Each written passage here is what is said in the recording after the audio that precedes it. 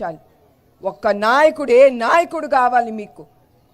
మీరు కష్టాల్లో నష్టాల్లో ఉన్నప్పుడు నుంచునే నాయకుడు కావాలా, లేకపోతే మీ సొమ్ము తినే దొంగ కావాలా, దొంగ నాయకుడు కావాలా అనేది మీరందరూ ఆలోచించాలి. అందుకే మనం మే 13న మనం ఎలక్షన్ ఎదుర్కోబోతున్నాం. ఎలక్షన్ కోసం చంద్రబాబు నాయుడు గారు సూపర్ 6 అనేది అనౌన్స్ చేశారు. 20 లక్షల ఉద్యోగాలు తీసుకొస్తాను, ఈ 5 సంవత్సరాల్లో నిరుద్యోగం దూరం చేస్తానని. అట్లానే 3,000 రూపాయలు ప్రతి నిరుద్యోగికి ప్రతి నెల ఇస్తానని.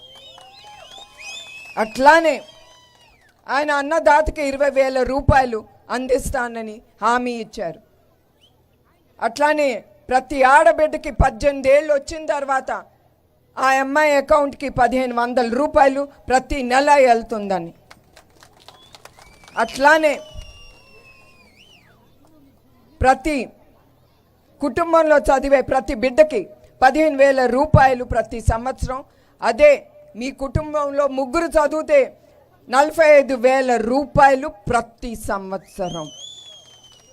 అట్లానే ప్రతి కుటుంబానికి 3 గ్యాస్ సిలిండర్ ఫ్రీ. తర్వాత మహిళలకు ఉచిత బస్ ప్రయాణం.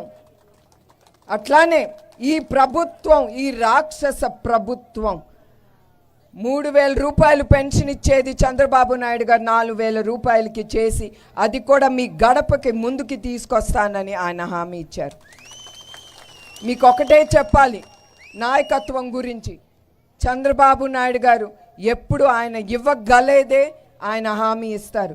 ఇవ్వలేంది ఆయన ప్రజల్ని మోసం చేయరు. నేను ఇస్తాను ఇస్తాను ఇస్తాను, ఒక్క ఛాన్స్ అని మన నెత్తి మీద మాత్రం చెయ్యి పెట్టి మన అంధకారంలోకి తొయ్యరు. ఈ ప్రభుత్వం చేసే అరాచకాల్లాగా. అది మీరు గుర్తుంచుకోవాలి.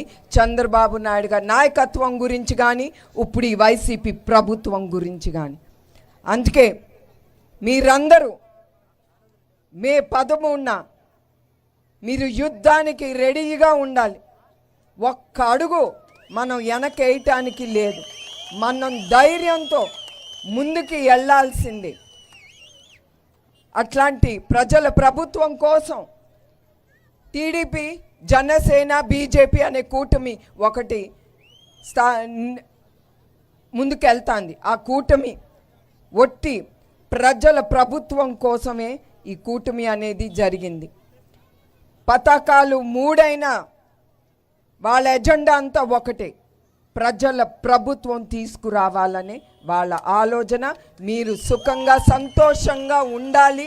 మన రాష్ట్రం, మన ఆంధ్రప్రదేశ్ అభివృద్ధి చెందాలని ఈ కూటమి అనేది ఏర్పాటు పడింది.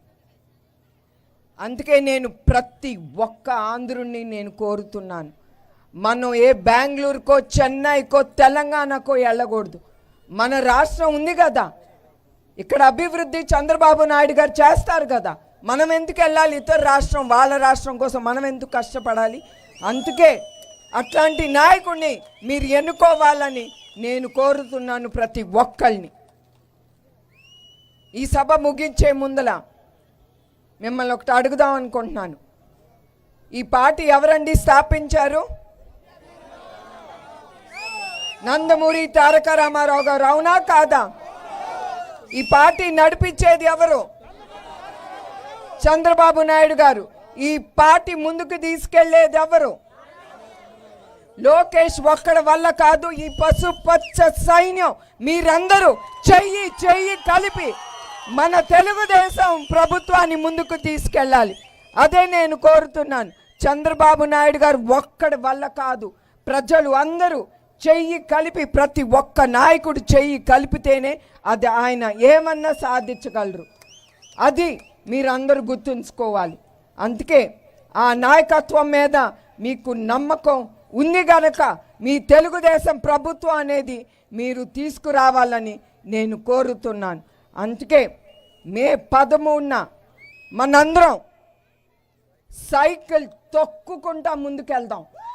మన ఓటు ఆ బూతులో పడేటట్టు ఎవ్వరు ఎదురొచ్చినా ఎదుర్కొని ఆ బూతులో మనం ఓటు వేయాలి. అనే ధైర్యంతో మీరందరూ ముందుకెళ్ళాలి. వెనక్కి తిరిగేదే లేదు. మన తెలుగుదేశం చరిత్రలో మనం ముందుకెళ్ళాలి. మన జెండా పైన పుచ్చుకుని రెప్పరెప్పలాడేటట్టు మనం ముందుకెళ్ళాలని ప్రతి ఒక్కరిని నేను కోరుతున్నాను. దీనికి మీరు సయ్యా సయ్యా సయ్యా. జై తెలుగుదేశం, జై తెలుగుదేశం, జై జై తెలుగుదేశం.